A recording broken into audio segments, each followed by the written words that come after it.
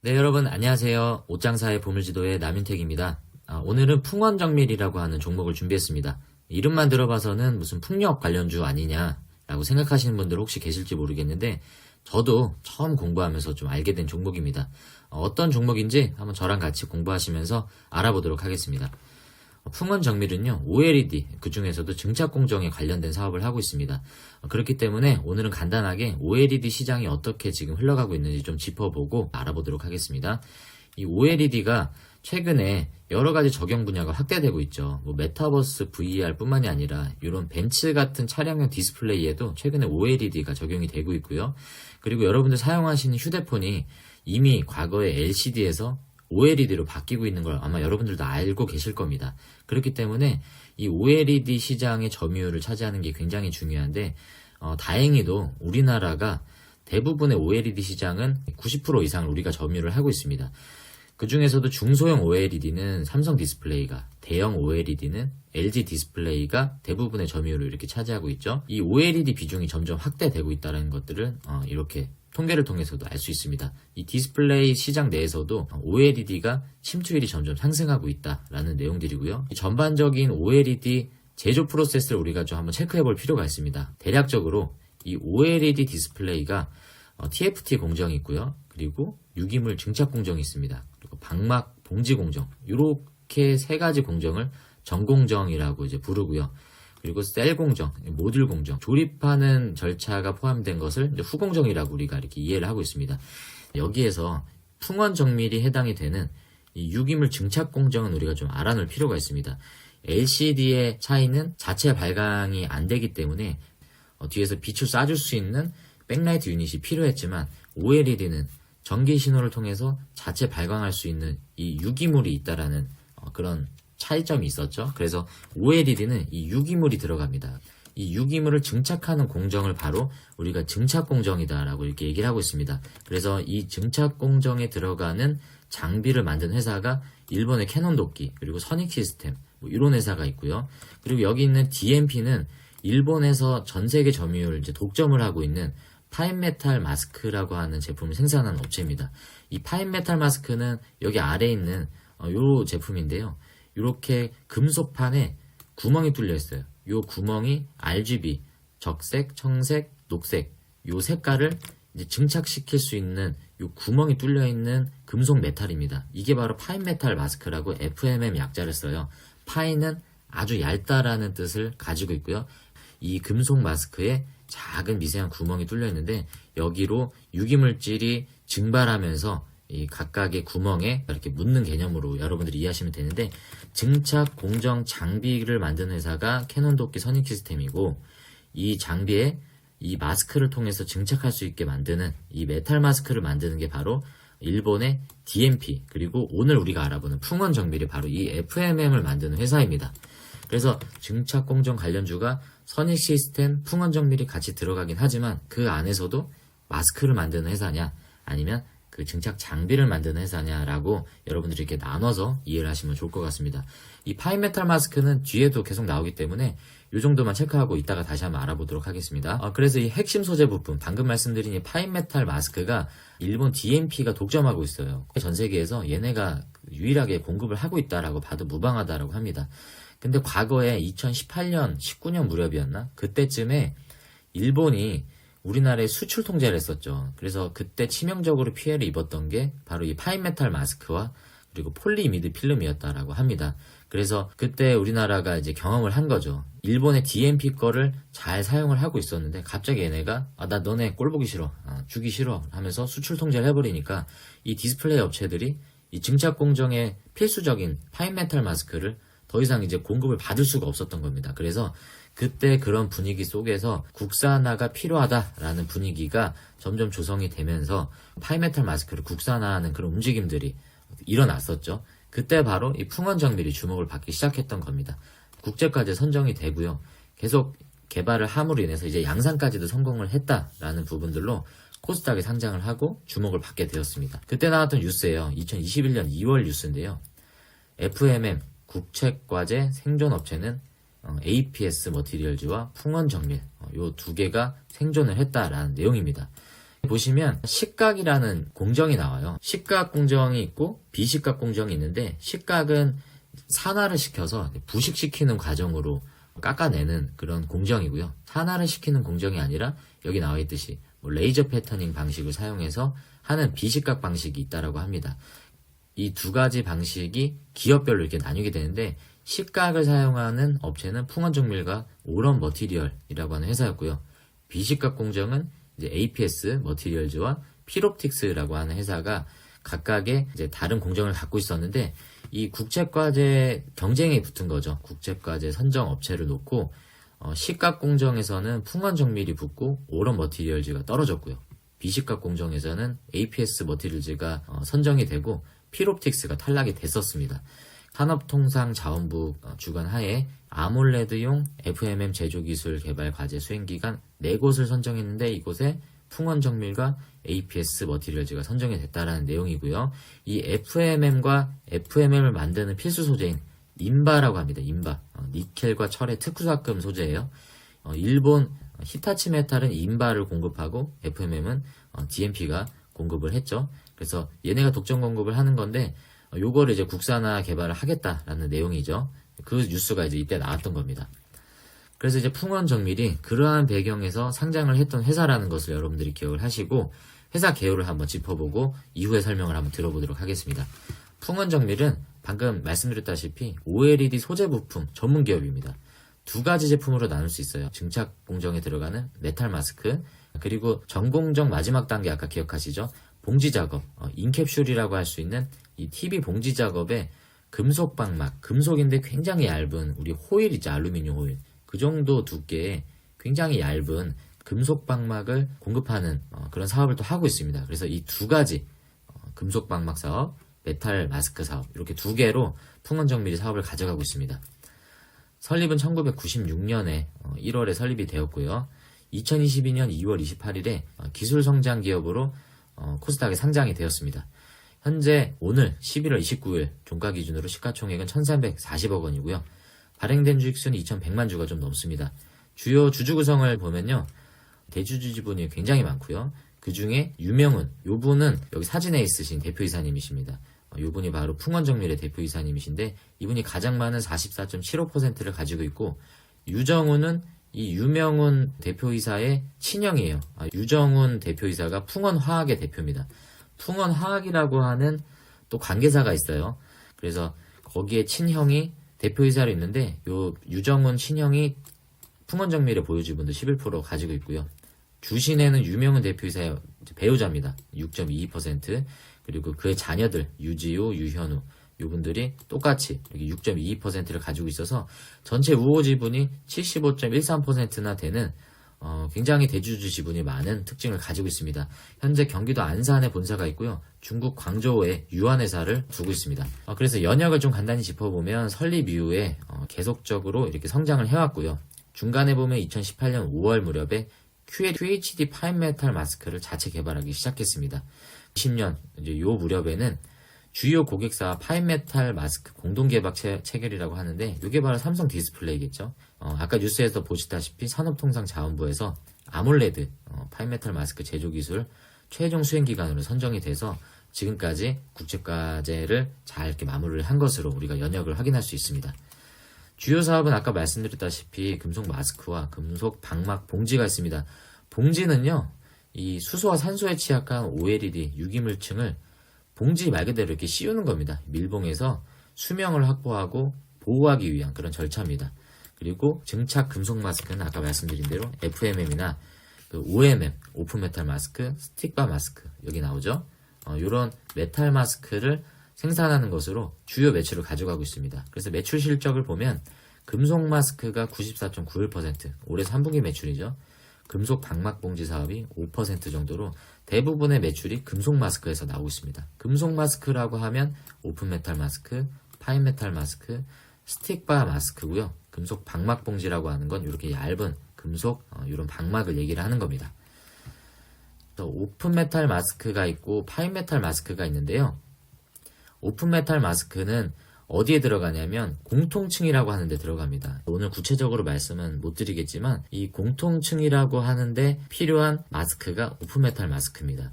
그리고 파인메탈 마스크는 유기물이 증착이 되는 이 발광층이죠. 이해를 하고 넘어가셔야 되는 건 오픈메탈 마스크, 파인메탈 마스크를 풍원정밀이 생산을 하는데 오픈메탈 마스크는 여기 공통층에 들어가는 마스크고 파인메탈 마스크는 RGB, 발광층에 들어가는 공정에 들어가는 마스크다라고 이해를 하시면 좋을 것 같고 파인메탈 마스크가 기술 구현이 굉장히 어렵습니다. 그래서 오픈메탈 마스크는 기존의 캐시카우로 많은 매출이 나왔던 이제 기존 산업이고 파인메탈 마스크는 국책 사업을 중심으로 일본의 그 독점권을 뺏어오려고 하는 메탈 마스크다라고 여러분들이 좀 구분을 하시면 좋을 것 같습니다. 굉장히 얇은 금속이기 때문에 수율이 굉장히 중요하고 단순히 만든다라고 해서 끝나는 게 아니라 단가도 저렴하게 맞출 수 있어야 됩니다. 그래서 이걸 국산하는 게 굉장히 어려운데 풍원정밀이 이걸 지금 하고 있다는 거죠. 그리고 아까는 이제 모바일용을 알아봤는데 이번에는 이제 TV용입니다. 아몰레드 증착용 TV용 메탈 마스크. 여기에는 아까 봤던 이제 오픈 메탈 마스크, 파인 메탈 마스크가 아니라 이 TV용은요. 요 철판 하나가 2m가 넘어요. 여기 보시다시피 2500, 2200이잖아요. 굉장히 크기 때문에 이러한 스틱바 마스크를 개발을 했다라고 합니다. 이게 풍원정밀이 자체적으로 만든 거예요. 이 TV를 생산을 하는데 아몰레드 증착에 사용되는 메탈 마스크가 스틱바 마스크입니다. 요걸 통해서도 지금 국내 기업에 독점 공급을 하고 있다라는 내용을 우리가 확인할 수 있습니다. 그래서 주요 고객사가 A사가 있고 B사가 있는데 이게 A사가 뭔지 B사가 뭔지는 정확히 언론에 나오질 않아서 제가 특정할 수는 없겠습니다. 중요한 건 A사, B사가 모두 삼성 아니면 LG다라는 것들 여러분 확인할 수 있습니다. 그러니까 대부분의 매출이 삼성, LG 디스플레이사로 풍원정밀에 이제 고객사를 두고 있다라는 걸 확인할 수 있습니다. 그리고 아까 그 말씀드렸던 그 FMM의 원재료가 이제 인바가 들어간다고 했잖아요. 이 철제가 들어가는데 이 초극박제 합금 제조회사인 현대 BNG 스틸을 통해서 요 인바 박판 소재를 공급을 받고 있습니다. 지금 뭐 삼성 디스플레이에 샘플을 납품했다라고 풍원정밀이 하는 거는 6세대입니다. 그리고 앞으로는 8세대로 넘어가고 있는 상황인데 이 8세대한 설비 투자를 풍원정밀이 이미 완료를 했습니다. 중요한 건 뭐냐면 이 6세대도 삼성 디스플레이에서 아직까지 완성도가 검증이 안 됐습니다. 그래서 양산이 아직 한 개 모델도 진행이 되지 않았어요. 그런데 경쟁사들은 이미 8세대를 향해서 지금 가고 있단 말이죠. 그래서 어떻게 보면 굉장히 조급해져 있는 시점이고 그것 때문에 최근에 좀 주가 흐름이 안 좋은 상황이기 때문에 이 부분은 여러분들이 좀 참고를 하시면 좋을 것 같습니다. 하지만 6세대도 양산에 필요한 모든 이제 가동 준비는 끝나 있는 상태인데 고객사의 퀄 인증 이제 이런 것들만 좀 남아 있는 상태고 그 다음 단계인 8세대도 이미 생산 라인은 구축이 돼 있기 때문에 이제 남은 건 두 가지죠. 수율이 올라와 주던지 그리고 경쟁사 대비 경쟁력 있는 단가를 맞출 수 있는지가 풍원정밀이 남은 숙제입니다. 관련 뉴스를 몇 개 좀 가져왔습니다.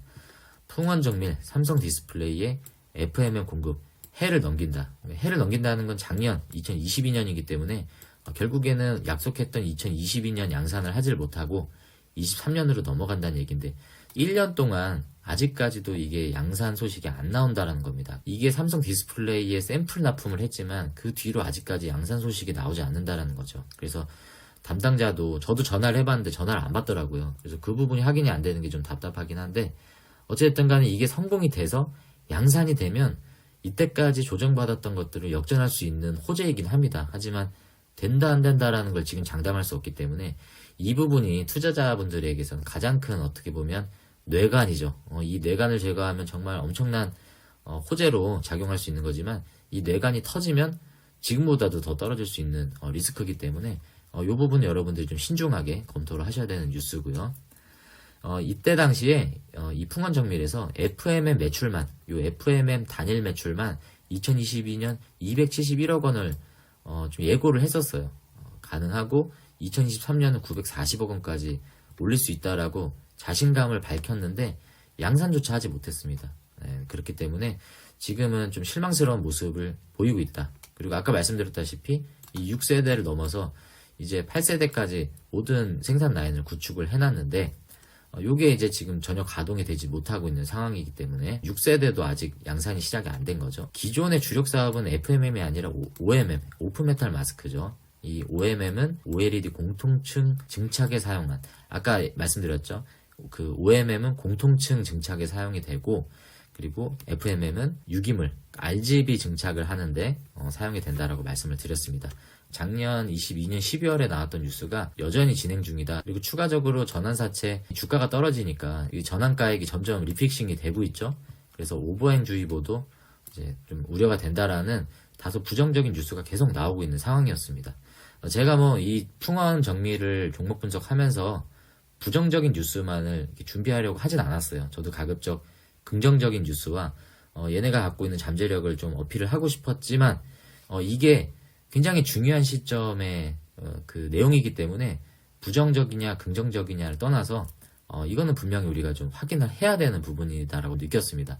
그래서 계속 요거를 지금 여러분들께 말씀을 드리는 거고, 벨이라는 언론사에서도 강조를 하는 게 양산 지연이 왜 안 되느냐, 결국은 수율 싸움이다. 그리고 경쟁사 대비 가격 경쟁력, 이 두 부분이 문제이지 않을까라고 추측을 하는 거예요. 회사 입장이 아직 나오지 않았습니다. 제가 전화할 때도 안 받았고, 이 더 벨이라는 언론사에서도 전화를 했는데 계속 확인이 안 되고 거기에 대한 답변을 받지 못했다라는 뉴스가 계속 나왔던 걸 제가 봤습니다. 그렇기 때문에 이 부분은 좀 개인적으로 투자자 입장에서 좀 답답한 거죠. 좋은 결과가 좀 있었으면 좋겠습니다. 그리고 이거는 좀 참고사항인데요. 이 다트 전자공시에 보면 우발 부채 등에 관한 사항이 나와요. 그래서 소송 중인 건이 나옵니다. 이거는 결론적으로 그렇게 중요한 건은 아닌 것 같아요. 내용 자체가 이제 요 땡땡 종합건설에서 풍원 정밀을 상대로 소송을 건 거예요. 그래서 처음에 청구 금액이 4억 8천이죠. 4억 8천 정도를 소송을 걸었는데 무슨 내용이냐 보니까 추가 공사비 명목으로 청구를 했다라고 합니다. 그 내용을 보면 이 땡땡 종합건설이 하도급 업체들에 대한 기성 하도급 금액을 약 5억 원 이상 지급하지 아니했다. 이 내용이 뭐냐면 풍원정밀이 요 땡땡 캐땡땡 종합건설에 이제 공사를 맡겼는데 얘네도 이제 자신들의 또 하도급을 또 맡기잖아요. 그래서 그 땡땡 종합건설이 이제 외주를 준 하도급 업체에다가 5억 원을 지불을 안 한 겁니다. 자신들은 이제 돈을 다 받아놓고선 이제 뭐 돈을 지불을 안 해놓고 이제 도리어 이제 방귀 낀 놈이 성낸다고 이제 오히려 이 풍원정밀을 상대로 여러 가지 추가 공사비를 청구를 한 거죠. 그래서 괘씸해서 풍원정밀이 다시 이제 맞소송을 한 이제 그런 내용인 것 같습니다. 그래서 보면 당사는 이 종합건설의 이러한 불성실한 공사 수행 등으로 인해서 1년여 이상 공사 완공이 지연돼서 오히려 경제적인 손실을 봤다. 그래서 역으로 소송을 했다라는 내용입니다. 또 결과가 어떻게 됐냐? 그래서 이 증거 불충분으로 1차는 원고 이 땡땡 종합건설이 패소로 풍원정밀이 이겼죠. 근데 얘네가 이제 항고를 했다라고 합니다. 그래서 항소심 진행 중에 있는 상태인데 뭐 지더라도 이 금액 자체가 크지 않기 때문에 이미 이 기간적인 피해는 본 상태여서 크게 투자자분들이 리스크를 가져갈 만한 내용은 아닌데 그래도 아직은 공시에 떠 있는 거라 제가 가져와 봤습니다. 그리고 특허 침해 금지 청구 소송이 있는데 특허 관련된 소송이 또 하나 들어왔던 게 있습니다. 이거는 아예 마무리가 됐어요. 어떤 땡땡 회사가 이 풍원정밀을 상대로 OMM, ADM, 이 마스크 시트 관련해서 특허권 침해 청구 소송을 했는데 이거는 결론적으로 증거 불충분으로 혐의 없음 결정이 나서 항고가 또 기각이 되었다라고 합니다. 그래서 이제 2021년 5월부로 확정 판결을 받았기 때문에 요거는 이미 종결이 된 거여서 여러분들이 그냥 참고로 하시면 될 것 같고요. 그리고 최근에 아까 리픽싱 전환사채 받은 게 하나 있는데 이게 원래는 전환가액이 11,249원이었어요. 그때 당시엔 이게 싼 금액이었겠죠. 근데 아까 말씀드렸던 FM의 양산 지연 이런 것들 때문에 계속 지금 주가가 떨어지고 있고요. 조정 후 전환가액이 8,686원인데 이것마저도 지금 비싼 금액이에요. 한 번 더 리픽싱이 될 수도 있습니다. 원래는 136만 9천 주 정도가 이제 전환이 대상이었는데 이게 170만 주까지도 이제 전환 가능 대상 주식이 늘어난 거죠. 그래서 오버행 이슈가 좀 있다라는 부분들 아까 뉴스에서 언급을 한 거고요. 내용을 보면 지금 미상환 사채 이게 154억 원 정도 해당되는 금액이고요. 전환 가능 수는 아까 말씀드렸다시피 리픽싱이 이미 됐어요. 그렇기 때문에 이게 만약에 전부 다 전환이 되면 177만 주 정도가 이제 전환이 되는 겁니다. 그러면 이게 지금 이미 전환 청구가 가능한 기간이고 요 2024년 9월 9일까지도 전환이 안 되면 요 154억은 요 풍원정밀이 갚아야 되는 거죠. 그리고 여기에 대한 표면금리가 1%예요. 요거를 지금 계속 분기별로 이자를 내고 있습니다. 그것만 해도 뭐 한 10몇억 되는 것 같아요. 그럼 재무와 차트를 좀 볼게요. 매출은 사실상 이렇게 계속 느는 모습이었는데 여기 올해 1분기, 2분기, 작년 3분기부터 꺾였어요. 그죠? 영업이익이 이 매출은 늘어나는 것처럼 보이지만 영업이익이 이렇게 적자로 바뀌었습니다. 이 영업이익이 적자라는 거는 매출의 어떤 질적인 성장이 떨어졌다라는 거죠. 매출은 사실 여러 가지 허수가 있습니다. 거품이 좀 낄 수도 있고요. 여러 가지로 좀 만들 수 있는 요소가 있는데 영업이익은 만들기가 힘들죠. 이 마진율에 직결되는 거기 때문에 작년 3분기부터 이렇게 영업이익이 적자로 전환됐다라는 거는 사업적인 흐름 면에서는 아직은 좋은 흐름은 아니다라고 판단이 들고요. 올해 3분기 실적 나온 것들을 좀 보겠습니다. 요 내용들을 종합해보면요. 제가 이렇게 정리를 해봤습니다. 자, 여기 보시면 여러분들 작년 3개월 매출 한번 보십시오. 작년 3개월에 매출이 86억 원이었죠. 올해는 오히려 그보다 조금 늘었어요, 매출이. 올해 그 3개월 3분기 실적을 보면 전년 동기에는 86억 원이었고요. 그리고 올해는 87억 원. 오히려 매출은 늘었는데 매출원가 한번 보십시오. 매출원가 110억이죠. 올해는. 전년은 79억 정도밖에 들지 않았는데 손실 폭이 굉장히 커졌습니다. 그러니까 매출은 오히려 늘었는데 적자 폭은 더 커졌다는 얘기는 영업 마진율이 굉장히 많이 떨어졌다는 거고요. 또 판관비도 역시 전년 동기에 비해서 2배 넘게 판관비가 올랐습니다. 그러니까 똑같은 제품을 팔기 위한 영업활동비도 증가했고 원재료 값도 증가했다라는 내용이죠. 여러 가지로 좀 상황들이 좋지 않다라는 것들을 이 3분기 실적을 보면 좀 확인할 수 있습니다.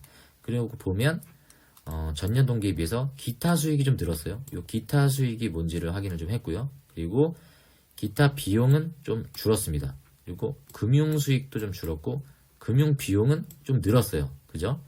그 내용을 좀 종합을 해본 겁니다. 그래서 매출원가와 판관비가 증가했다는 걸 확인을 해보니 급여비가 늘었고 경상개발비가 좀 늘었습니다. FM의 연구개발에 들어간 요 개발비가 많이 늘었던 게 반영이 됐고요.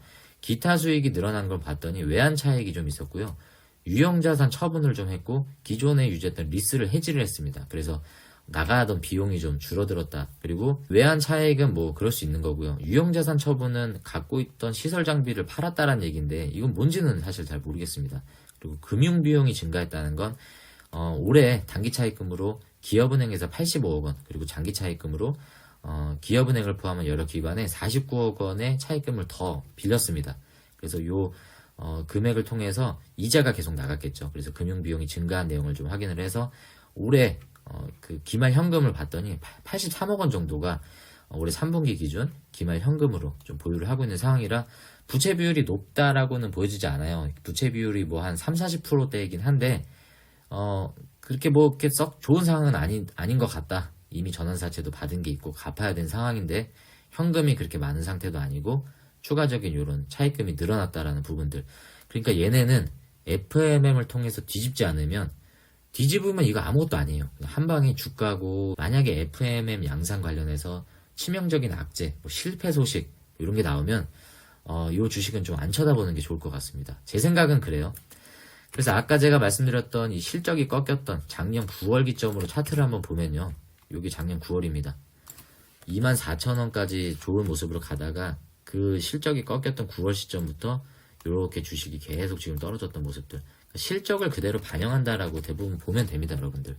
선반영이다, 후반영이다 말할 수 있지만 어찌됐든 간에 결론적으로 보면 주식 차트는 실적에 대부분 기반해서 움직일 수밖에 없고 이 모멘텀이 꺾였던 게 영업이익이 적자로 전환됐던 시점부터 이렇게 꺾이는 모습들 볼 수 있고요. 현재는 52주 최저점인 5,700원을 기점으로 요 지금 박스권에서 지지부진하고 있는 모습입니다. 좀 더 확대를 해서 보면 이건 일봉입니다. 보시면 52주 최고가가 14,000원이었대였고요. 현재까지도 그렇다 할 상승 모멘텀을 가져가고 있지는 못한 모습입니다. 그럴 법한 게 아직까지 FMM에 대한 양산 지연 소식이 1년 이상 지금 가고 있기 때문에 이 부분에 대한 회사의 입장, 최소한 주담 통화가 돼서 거기서 뭔가 회사 입장을 말을 해줘야죠. 투자자들이 불안하지 않죠. 언론사에서도 확인할 수 없다라고 하는 거는 회사가 이 부분에 대해서는 좀 적극적이지 못하다라고 저는 개인적으로 생각을 합니다. 그리고 거래량이 많이 뛰었던 요 날은 제가 그때 라이브 때도 말씀을 드렸는데 요 뉴스를 아무리 그 뒤로 찾아봐도요, 오를 만한 뉴스가 없어요. 거래량도 꽤 이렇게 많이 나왔고, 윗꼬리를 달긴 했지만 이날 많은 어떤 수급이 들어왔었는데, 이날 나왔던 뉴스를 보면 이 뉴스밖에 없습니다. 11월 15일이죠, 이날. 황사 피해 저감 대책. 그러니까 중국의 황사 때문에 이 저감 대책이 나오느냐. 이 마스크 관련주가 들썩까지는 알겠어요. 이 마스크는 우리가 쓰는 KF 마스크 그거잖아요. 뭐 녹십자, 그리고 뭐 크린앤사이언스, 웰크론, 휴비스, 애경, 조화제약, 모나리자. 얘네가 파는 마스크가 뭐겠습니까? 파인메탈 마스크, 오픈메탈 마스크 아니잖아요. 근데 여기에 풍원정밀 여기 껴있단 말이죠. 네가 왜 거기서 나와? 그 노래가 생각이 나는 겁니다. 풍원정밀이 여기 왜 껴있는 겁니까? 그죠? 근데 이 마스크 관련주로 엮여가지고 얘네가 이렇게 올랐어요.